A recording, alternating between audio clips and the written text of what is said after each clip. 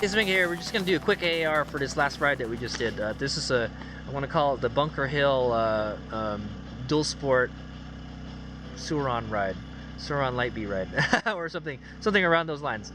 So we did do some dual sporting. So what we did, actually, I got a map. We can go look at the map. So this is what we did. We're here at Airport Flat Campground here, and we rode on the pavement. So I decided to.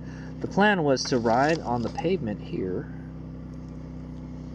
take Wentworth Springs Road, and then take it here to the trailhead, and then keep on going. There's a forest road that continues. I think it's this one right here, and we followed this, and then we took another forest road. This doesn't have those roads. Holy shit! There's another road that goes to the Rubicon right here. It takes you to Ellis Creek. I didn't know that. There's another road there. I wonder how gnarly that is. That's a good question. I have to try it sometime. Yeah, we could totally do that. You can ride this Rubicon Trail up to here, and take this forest road all the way to Ellis Creek here. Oh, you know what? I know what that is. There's a road. There's a road that goes to the Ellis Creek Bridge, and it says it was closed. It said like no unauthorized people. So I bet you it's gated here somewhere. Yeah, and then that's how you can get to that part of the Rubicon without having to do rock hopping, probably. But anyway, we went here to the trailhead, and then I think we took a little bit of this road here, and then we took another road. So there was a bunch of private roads that we couldn't go, and my GPS tracks that I had programmed like many years ago took us through those private roads. So we had to kind of go around, and we went all the way around here, and then we went like probably this way to Bunker Hill, and then there was a gate there. But you could easily ride around it or walk around it, you know. So I just rode around it because I hiked up it last time, and it was a long hike. It's probably almost a mile going up the hill, dude. It's because there's a switchback. It goes like this way, and it goes this way. I think it goes up one more time, and then it goes up, and then it wraps around the mountain, and then it goes to the Bunker Hill. And this is about 7,600 feet elevation, pretty high. You can see the elevation markings right there. It's a peak, you know. Literally, you're on top of everything. You could see everything. You could see Loon Lake in the distance. Yeah, it's beautiful, man. It's great. I heard they used to allow people up there. I mean, the gate wasn't locked, you know, and I think they don't mind you going up there. It looks like it's abandoned, you know. I don't think they mind you going up there, but they don't want you driving like a rig up there, you know. They don't mind hikers and bikers going up there, so. And yeah, excellent view. So I took lots of pictures, but by the time we got here, we were about like 40-something%, man. Yeah, we were like 47%. I was like, shit, I don't know if we're gonna make it back, dude. But literally, all of this was uphill, almost all uphill, pretty much the whole way. So getting back wasn't so bad. So yeah, getting back wasn't bad at all, dude. The roads that we rode, this is all paved, so that was pretty easy. But it was cold, you know. We were going fast, and this is a longer way too. The plan was to go to Bunker Hill and then ride back down, and then take this Rubicon Trail back that we rode this morning on the KLX. And I decided not to do it. We just took the pavement back, and then we rode up the Rubicon. Maybe we did pass one of the bridges. We did get to here. I think we made it. We almost made it halfway. Now that I look at it, yeah, we literally made it halfway through that trail almost. Pretty much. Yeah. When you get to this bridge here, there's another mile before. So we stopped before we got to that bridge. There's the bridge right there, the water. So it was like right around here. Yeah. So we made it halfway. So to tell you the truth, we could if we took the Rubicon Trail back, we would have made it. I'm pretty sure we would have made it, because we went back and we had like 15% charge, and we were still chugging right along. So I'm pretty sure we'd have made it. This way is shorter than this way. This is like 4 miles, I think, and this is like 3.5 miles or something. It's a little bit shorter, but it's, you know, it's rocky, you know. But the Light Bee had no problem at all on it, you know. And all of the roads that we rode today, the Light Bee just chomped it right up, man. It was no problem. It was so relaxing riding it, you know. Other than the so that was the route and everything, and we did it. I almost just turned back, you know. because I couldn't find the road to get to Bunker Hill. We were just kind of riding in the dark there. I had no maps or anything, so and what's the word? Yeah, so I just kind of followed that trail, and then I remember I rode that trail on my DR650 to get up to Bunker Hill. I rode it like 2 or 3 years ago, and I remember, and I kind of remember, yeah, we ran into some private roads, and then I kind of got lost and stuff, and then we went up this forest road to see where it goes, and then it took us to Bunker Hill. So and then when we were riding on that road, I was like, yeah, this looks really familiar. It looks really familiar. I think this is where, you know, it was kind of steep, a little bit rocky, a little bit loose, you know, but it was great. We saw there was a lot of people out there, actually. I think people go out there to hunt and stuff, and yeah, so that's that. And yeah, we had like 47% when we turned around when we were on Bunker Hill, but I knew we were going up a lot, so when we go back down, it doesn't really eat up as much power. I think we were at, when we got back to the campground, we were at about like 27%. So I said, we still got a little bit of charge. Why don't we go ride the Rubicon Trail a little bit, just to see how it is on that bike? Because we rode the KLX this morning, and it ripped on it, man. The trail was so easy for it. I have to say, for some reason, I felt like it was easier going up the trail than going down it. Because going down it, I just let it roll down, you know, and it would just kind of crash into the rocks and stuff. I think if I went a little faster going down the hill, it would have been easier, you know. But yeah, we did half of it almost. I'm surprised. so that little bike surprised me, man. Going up the hill, it chomps up a lot of battery. So you got to be really strategic where you're going. You gotta account for the terrain, the elevation and stuff, because if you go over rough terrain, it eats up a lot more power. If you go uphill, it eats up a lot more power. But when you go downhill, it doesn't really eat up any power. It don't put the power back into the battery. It does. I mean, it does, but it doesn't. You won't see the power gauge go back up. You won't see, like, let's say you're at 50%, you won't see it go up to 51% if you go down a hill. Maybe you will. We should try it sometime. But we'll just go down a steep hill and see what it is at the bottom. But it won't eat anything up. It might eat like 1% up, because, you know, you kind of need a little power to just get it going, you know. But man, was it a joy riding it out there. It was so quiet. I didn't have to worry about shutting the bike off or I would just leave the bike on the whole time, you know. No hitting the starter button, you know, no worrying about the jetting, like the KLX. Man, I'm telling you, the jetting on the KLX, dude. But the KLX has much better range than that. That bike hardly ate up any gas.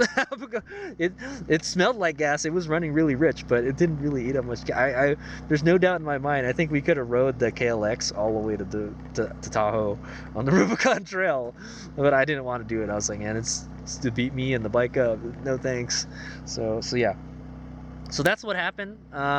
What could be done better? Nowhere to go, for one thing. Have the right tracks. Well, I have the tracks now. I have the tracks in my GPS. Also, let's go over to GPS. Let's turn the light up. I have to charge this anyway. So here's a trip computer. We went up to about 7,600 feet. So we went up 2,000 elevation. That bike climbed 2,000 feet. Okay, it's pretty good. And we did 24 miles almost, 23.8. And that's including that little Rubicon excursion we made. We had a max speed of 35.7. I think the max speed of the bike is what, 37? I think we did it going down the hill or something, wide open. And we had a moving average of 16.6 miles per hour. We're moving for an hour and a half, and we were out there for 2.5 hours, 2.26 hours. So we took an hour break, but yeah, we kind of just ripped it on the way back. And I do have the tracks now, and I saved them, so now if I ever want to come back up there, I could do it.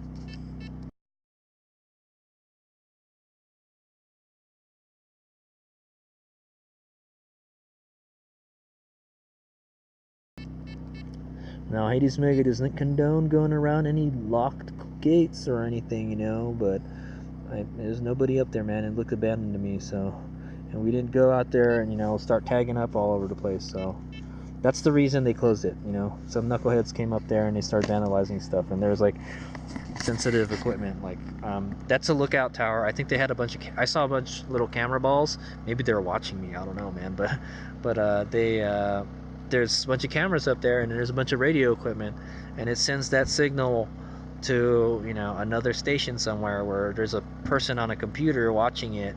They're looking for fires and stuff, because you can see 360 degrees from that lookout tower. That's what that's for. You could, you know what? You could have seen Hellhole Reservoir. I didn't see if that's another place to go riding. Hellhole Reservoir. I've ridden there on my DR before. There's a lot of forest roads out there, and yeah, they got like campgrounds like this, but it's a little more remote than this, like I'm saying. Yeah. So yeah, that was it. The bike did great. It came back with 15% charge, so that's why it's charging right now. That's gonna take like probably like 3 or 4 hours to charge. It took so long to charge last night. I'm not lying, dude. It would have been, yeah. I mean, I hate to say it, man. The whole time, for 75% of the time, I had range anxiety. If they could just get that bike to have like double the battery capacity or the range, you know, then yeah, it wouldn't be so bad. But man, it was. I was thinking the whole time. I had to keep on thinking like, okay, we're gonna go downhill. It's not gonna eat up that much power going down the hill, you know. It would be nice just to ride it without having to worry about that kind of stuff, you know. But like I said, you don't have to worry about fuel. You don't have to worry about jetting. You know, we're at 5,000 feet. We went up to 7,000 feet. Bike don't care, man. It's electric. Didn't have any problems with the bike whatsoever. So, and even just with just even at 20% power, it still got through the Rubicon Trail. Can you believe that? It's just chugging right along. Like, holy crap, dude! It's like it's hardly got any power, but it's still doing it. Like, I was really surprised. I was really surprised at the Light Bee today, man. So, and that was a lot easier riding than we did on the Loon Lake Rubicon Trail, dude. The Loon Lake Rubicon Trail is just. It was a lot of work. It was a lot of work for me and the bike, I'm gonna say. But that bike is a little cheater bike, man. I'm telling you, that little bike will go anywhere. I'm really happy with it. So, all right. So yeah, that's how you know. I think if it had double the battery capacity, I think it would have done better on that ride. That's the only thing I would improve. But there's no way we can do that because that battery is $1,600, and unless I built the battery or if there's some kind of new breakthrough in battery technology that, you know, they could do on that bike, yeah, that'd be great, you know. And make it charge faster. Or they charge slow as shit when it's dead almost. But yeah, I had a great time with the Light Bee today and the KLX. So that's it. That's the AR for a trip. It pretty much went as planned, actually. So other than like running into those, you know, those gates that say private property, don't go this way. It went pretty smoothly, and running low on battery, that was another thing, the range anxiety. So other than that, good job. So we're gonna go pack up the bikes, and then we're gonna camp here for tonight, and then we're gonna head out to Deer Valley OHV, the Jeep Trail out there, and we're gonna try that one. But it's gonna be quite a drive to get over there. Hopefully it's warmer. It's gonna be like 30 degrees tonight again. So all right. Okay, hey, it's Meg here. I'm just doing a quick video. I should probably just do some Google research or on the YouTubes, but I rode the bike pretty hard today. I just rode it on the Old Rubicon Trail. If you guys didn't watch that video, check it out. But the right fork leg is always spooging. It's spooging all this grease out of it. Now I know how this works. I know there's like a damper rod in here, and then the other one has a spring. That's why there's no grease coming out of it. So just let me know if that's normal, if there's something I should do about it. Should I like put more grease in there or something? Am I losing grease? Because it's pushing it past this little seal here pretty bad, and I've just been wiping it up, you know. Should I take it apart, or should I take it to a shop and have them service it or something? I don't really know anything about mountain bike forks. These are RST Killer forks, by the way, from on the Sur Ron Light Bee. So if anybody has any suggestions, you know, on what this is, you know, and what I should do about it, I've just been, like I said, I've just been wiping it up. So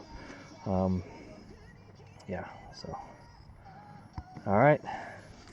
So comment below if you guys know what I should do about that. It's been happening pretty often. When I ride the bike really hard, that happens. So, and I rode it really hard just now. So, yesterday it did it. After the Coyote Creek Enduro race, it was like that too. It's kind of, none of my motorcycles do that. I do know motorcycle forks, they're totally different. These are downhill mountain bike forks. So yeah, I did, ride it pretty hard. So, all right, here's my go.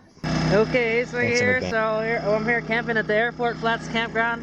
There ain't no power out here, man. So the only power I got is this generator here. I bought this Smarter Tools 2,000 watt generator last week, and it's been great. It takes forever to charge the battery though. So as you can see, I got the Sur Ron charger hooked up to it, and it's charging. The red light's blinking here, and I'm charging my stereo, my speaker here, and I'm charging a charger here, and then I can charge my GPS batteries. It also has one USB port here that you can hook up a USB charger right there. So that's what I got there. I brought a bunch of those portable batteries with me, but yeah, I got plenty of power, man. That's all I want to say. I gotta just charge my camera. But I'm charging my camera with a portable battery right now. So anyway, we're gonna go do our AAR soon. So that's just the setup I was gonna show you for what I use for camping. I also have a hot water pot heater. I wish I brought a freaking what's the word? A burner. I wish I brought an electric burner with me, man. we could have just camped off of the, we could have just cooked off of that thing, man. Electricity, I feel like it's a little cleaner, even though, yeah, you're using gasoline to do it, but you're using, you're trying to get as much power as you can off of this thing.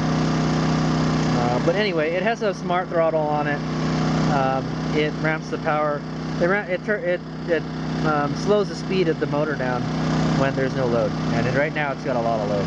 I wish it had a kind of like an amp meter or something just to show you how much power. It's kind of a dumb red generator. It says it's a smarter tools, but it's not very smart to me. Okay, anyway, we're gonna do our AAR for the last ride of the day. That's my setup. Yeah, I can boil water with this guy. 2,000 watts, man, plenty of power for camping. So I'm gonna tell you, I could not stand that thing running last night, man. It was running all night long. It was like until like freaking 9 o'clock I was charging the Light Bee, It sucks. It takes a long time to charge a Light Bee, so make sure you plan your trip well, or bring a second battery, type of thing. But just imagine if you had a second battery, it would take twice as long to charge them, right? Maybe. But yeah, yeah, I couldn't stand the sound of that generator, man. But the good thing is, what is it? The good thing is it's pretty quiet. It's pretty quiet for a generator. And hey, I was deployed overseas in a combat zone at like these forward operating bases. It wasn't really a forward operating base, but there were just bases, and we would sleep in these huge freaking circus. I call them circus tents. It's just a huge tent that could house a whole freaking company. Like 50 soldiers. You're just in there.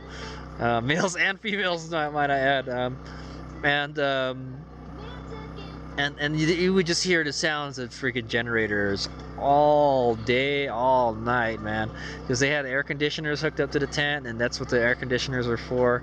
What the generators were for was power to air conditioners and the lights and stuff, and you would just hear that noise all the freaking time. So it's like, I am kind of used to it, but it's just like, when I want to go to sleep, I don't want to hear that, man. So yeah. Like right now it's okay, but anyway, I'm loading up all the bikes. I got the Sur Ron all strapped in, so that's why I hooked up everything. So this is my time to charge all the recharge all the batteries. So before, I would just charge all my portable batteries with my van. It's got a decent battery in it, I guess. And then when you drive it, it recharges. One thing I would like, Sur Ron, one thing I would like is a charger that you can change, that has variable power output, basically. So this charger charges at 10 amps. I wish they had a charger that charges like, I wish they had like a button or something you could turn, and that would make it instantly charge at like 5 amps or like 2 amps. Because if I could do that, I can take the battery out of the Sur Ron Light Bee. I could put it inside the van and I could charge it with my 450 watt onboard inverter that I have installed on this van. You would need a 2000 watt inverter. That's a pretty meaty inverter to charge that, and then you might fry your alternator if you don't have like a really heavy duty one. And this one isn't super heavy duty, so I would like that. There is something called a cycle satiator out there that I heard that you can use it to charge the Light Bee battery at a lower rate, like at 5 amps. But if Sur Ron could just make a better, a charger that like you can change the power output, I would buy it. Okay.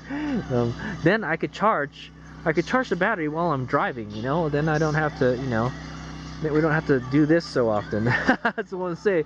Because sometimes it takes me, just to get to the next trail or campground, it takes me like an hour of driving. That's an hour of charging you could have been doing right there. Granted, it would be at a slower speed, but you maybe you'll put 20% back in. Or you could just charge it off the battery too, but I wouldn't do that. You're draining the battery real fast. Alright, so that's just one suggestion, Sur Ron, make a better charger. Alright, here we go.